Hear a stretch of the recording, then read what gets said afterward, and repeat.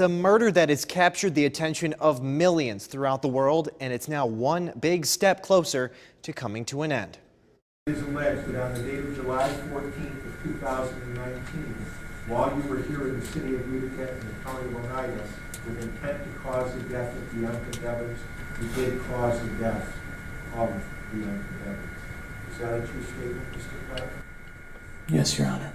It's a statement that sent shock throughout the courtroom. Brandon Andrew Clark admitting to killing 17-year-old Bianca Devins.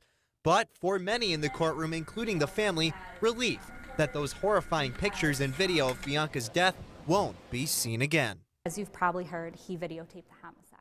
I want to start by saying this is my very first video on this channel, with many more to come, and it takes me a while to research the topics I choose to cover because I want to try and tell the stories the best that I can in honor of the victims and their family members. Today we're going to be covering the case of Bianca Michelle Devins, whose life was cut short on that fateful day in July of 2019 by Brandon Andrew Clark, a person Bianca thought was her friend. Tune in as I take a look at how Andrew fell into the depths of a lost society.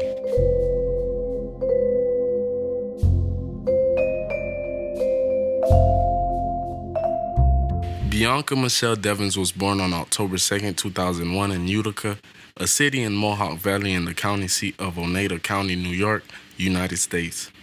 The 10th most populous city in New York State, its diverse population has gained a notoriety of having some of the most delicious food and outgoing people, with tons of outdoor activities like hiking, fishing, camping, and to top it off, it's only a few hours from major cities like Boston.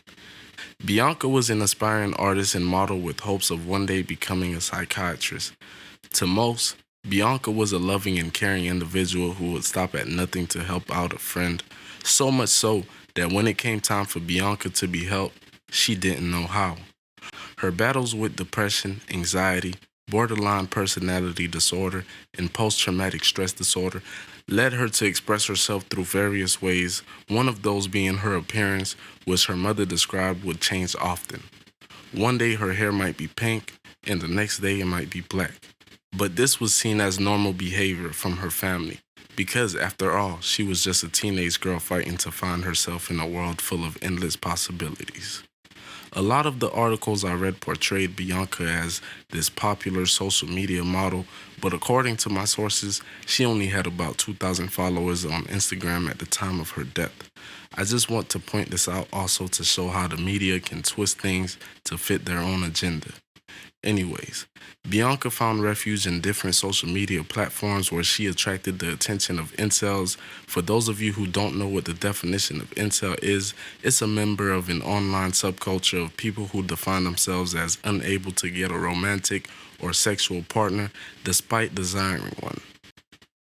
Discussions in incel forums are often characterized by resentment and hatred, self-pity and self-loathing, racism, a sense of entitlement to sex, and the endorsement of violence against women and sexual active people. These men would find young women online and shower them with affection or gifts, but oftentimes it was done out of malice intent. And Bianca would often come in between these incels when they would try and take advantage of other girls. These actions would in turn bring Bianca a lot of hate in their online communities. It was in one of these communities that she would go on to meet Brandon Andrew Clark, born on October 6 in 1997 in Cicero, a town in northern Onondaga County, New York, United States. Brandon, being the oldest of 4 children, once witnessed his father hold his mother hostage in a 10-hour standoff with Fulton County Police and Oswego County SWAT team in Fulton. According to court records, Jason Clark confronted his wife because he thought she was cheating on him. According to statements in court documents, she said that Jason gets things in his head like this often. Brandon Clark, who was only about 12 years old at the time, is not mentioned in court records as being present during the standoff, but I believe this was done to him being a minor at the time. The hostage situation started on 512 Cayuga Street in Fulton on January 4, 2010. According to court records, he got on top of his wife and began beating on her. When Clark's mother tried to contact 911, Brandon's father snatched the phone out of the wall and threatened to kill himself. When police arrived on scene, Clark held a knife to the woman's throat and told police not to approach him because he would cut her throat, according to court papers. He told her to call out, saying that she was a hostage, while he held the blade, described as a black handheld kitchen knife, to her neck. Jason Clark then grabbed her head and slammed it into the wall. This was witnessed by a police officer arriving on scene. After a few hours of the standoff, Jason began to cry and wrapped his wife in a blanket, saying how sorry he was. Police eventually stormed in and apprehended Jason Clark. He was charged with felony assault, criminal possession of a weapon, unlawful imprisonment, and aggravated criminal contempt, as well as a misdemeanor menacing and obstructing governmental administration at the time. Jason Clark was sentenced to 2 to 4 years in prison, and he entered into a plea agreement. It's believed that this incident alone caused the dramatic events that took place in July of 2019, or at least planted the seed in Brandon's head. Growing up, Brandon was put into foster care when his mother was arrested for an unrelated incident. Friends and acquaintances would describe him as being weird. It's alleged that one day his friends caught him looking at child pornography and attempted to confront Brandon about it, which Brandon would respond with something like, "Trust me, it's better if you don't know the kind of stuff I'm into."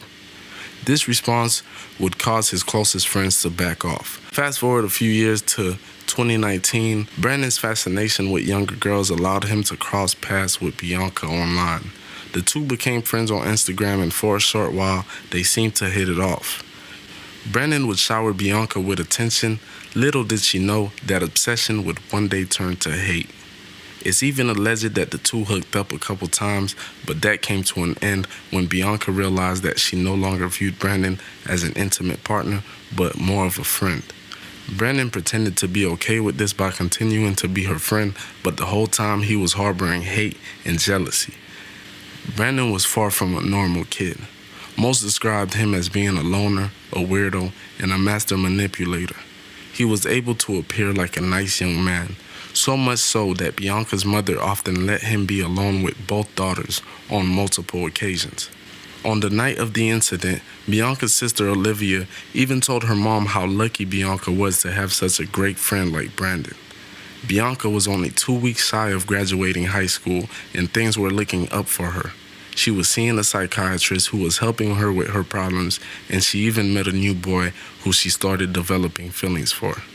It was someone more in line with her.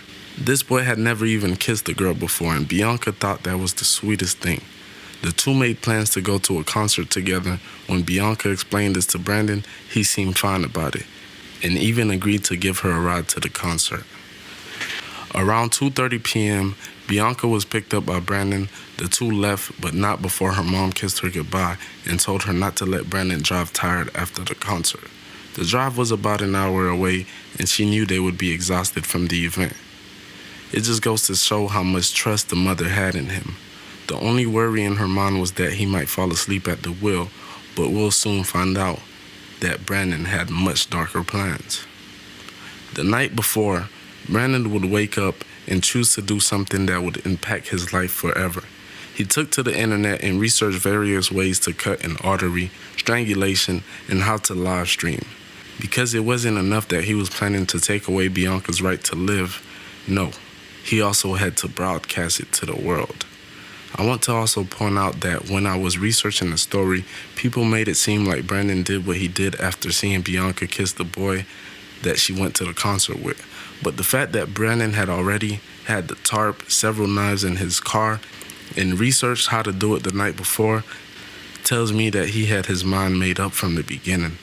After the concert, Bianca fell asleep in the car on their way back. Brandon began to post several stories to his social media accounts, hinting that something bad was about to happen, but no one could prepare themselves for what was to come. At about 12:31 a.m., Brandon set his phone on his mount and pressed record as he woke Bianca up to argue about kissing the guy after the concert.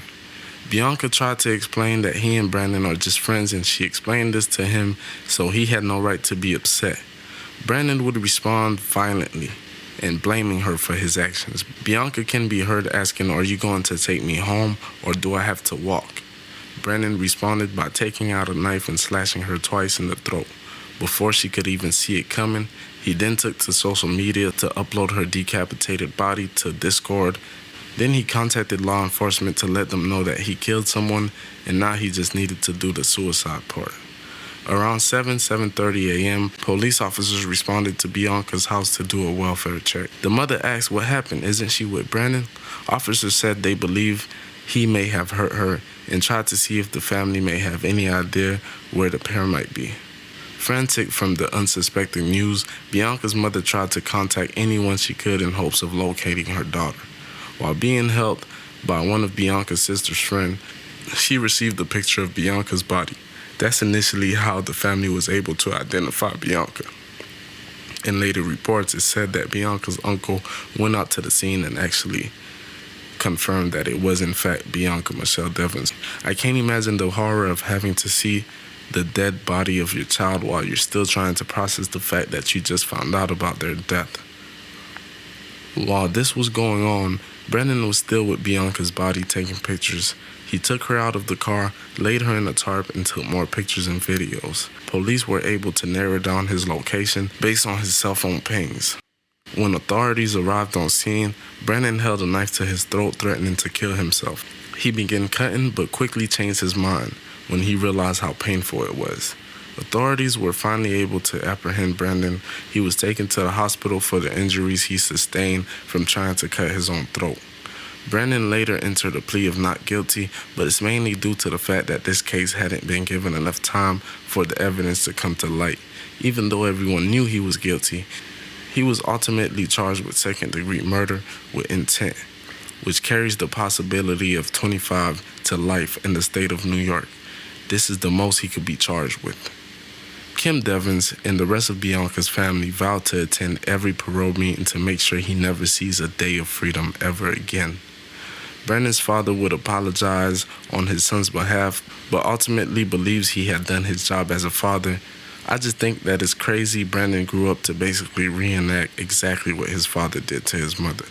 Since, Bianca's mother has been trying to take various changes to the legal system and the internet, which she accused of spreading her daughter's disturbing pictures on the internet. Being that Bianca was only 17 at the time, she should be regarded as a minor and protected as such. That's all for today. I know these videos can be a lot to take in. I hope you guys stay safe. Join me next time as I uncover another case of someone falling into the depths of a lost society.